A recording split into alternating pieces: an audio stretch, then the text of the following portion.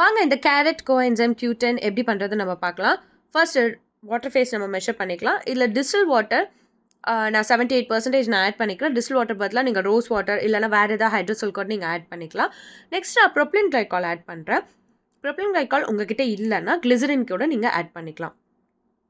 அடுத்து நான் நைசினமைட் ஆட் பண்ணுறேன்.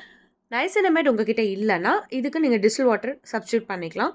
வேறு ஏதாச்சும்னா சஜஸ்டட் யூசேஜ் ரேட் பார்த்துட்டு தான் நீங்கள் ஆட் பண்ணணும். டிஎல் பேந்தனால் வேணால் ஆட் பண்ணிக்கலாம் இதுக்கு பதிலாக. நெக்ஸ்ட் வந்து நான் ஆயில் ஃபேஸ் மெஷர் பண்ணிக்கிறேன். ஆயில் ஃபேஸில் இவேக்ஸ் 3% ஆட் பண்ணிக்கிறேன். அதுக்கப்புறமா ஸ்டீரிக் ஆசிட் வந்து 1% நான் ஆட் பண்ணுறேன். ஸ்டீரிக் ஆசிட் பதிலாக நீங்கள் சீட்டல் ஆல்கஹால் ஆட் பண்ணிங்க அப்படின்னா இன்னும் கூட சீரம் வந்து கொஞ்சம் லூஸ் கன்சிஸ்டன்சி தின் கன்சிஸ்டன்சியில் வரும். ஸ்டீரிக் ஆசிட் ஆட் பண்ணதுனால கொஞ்சம் திக் கன்சிஸ்டன்சி மாதிரி வரும். உங்களுக்கு நீங்கள் லாஸ்ட்டில் பார்த்தீங்கன்னா உங்களுக்கு தெரியும்.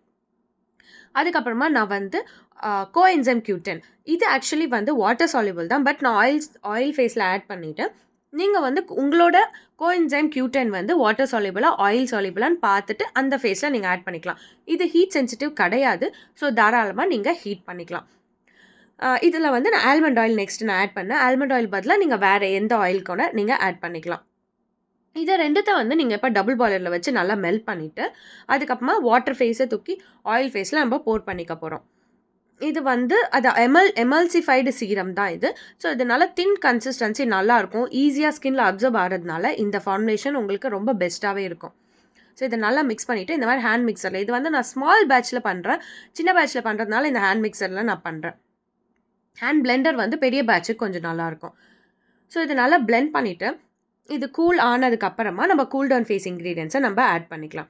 பாருங்கள் இது சின்ன பேட்ச்ன்றதுனால உடனே கொஞ்சம் சீக்கிரமாகவே திக்காயிடுச்சு. பாருங்கள் கொஞ்சம் இந்த கன்சிஸ்டன்சி இது இன்னுமே திக்காகும். ஸோ இந்த கன்சிஸ்டன்சி இருக்குது. டெம்பரேச்சர் நான் செக் பண்ணேன் 45 டிகிரி செல்சியஸ்க்கு கீழே தான் இருக்குது. ஸோ இதில் வந்து நான் ஃபர்ஸ்ட்டு கேரட் எக்ஸ்ட்ராக்ட் இந்த கேரட் எக்ஸ்ட்ராக்ட் எப்படி பண்ணுறதுன்றது நான் டிஸ்கிரிப்ஷன் பாக்ஸில் கொடுத்துருக்கேன். இன்னொரு வீடியோவும் நான் அப்லோட் பண்ணியிருக்கேன். அந்த வீடியோட லிங்க்கும் நான் டிஸ்கிரிப்ஷன் பாக்ஸில் நான் அப்லோட் பண்ணதுக்கப்புறமா லிங்க் பண்ணுறேன். ஸோ ப்ரிசர்வேட்டிவ் ஆட் பண்ணுறேன். ப்ரிசர்வேட்டிவ் ஈக்கோ நான் யூஸ் பண்ணுறேன். நெக்ஸ்ட் விட்டமின் இ ஆயில் இது ஆப்ஷனல் தான். இது வேண்டாம் அப்படின்னா நீங்கள் டிஸ்டில் வாட்டரில் 1% நீங்கள் ஆட் பண்ணிக்கலாம் தாராளமாக. இது எல்லாத்தையும் ஆட் பண்ணிவிட்டு நல்லா மிக்ஸ் பண்ணிவிட்டு நீங்கள் பாட்டில் பண்ணிடலாம். நான் சீரம் பம்ப் பாட்டிலில் ஃபஸ்ட் ஸ்டார்டிங் வீடியோவில் பார்த்தீங்க இல்லையா அந்த பம்ப் பாட்டிலில் நான் வந்து பேக் பண்ணேன். இது வந்து ரொம்ப ஈஸியாக இருக்கும். ஒரு 2 பம்பே வந்து உங்களுக்கு ஹோல் ஃபேஸ்க்கு நல்லா போதுமாக இருக்கும். இதை நீங்கள் செஞ்சு பார்த்தீங்க உங்களுக்கு ரிசல்ட்ஸ் நல்லா இருந்ததுன்னா கமெண்ட் பாக்ஸில் வந்து கமெண்ட் பண்ணுங்கள். தேங்க்யூ ஸோ மச் ஃபார் வாட்சிங். சப்ஸ்கிரைப் பண்ணுங்கள் கண்டிப்பாக மறக்காமல்.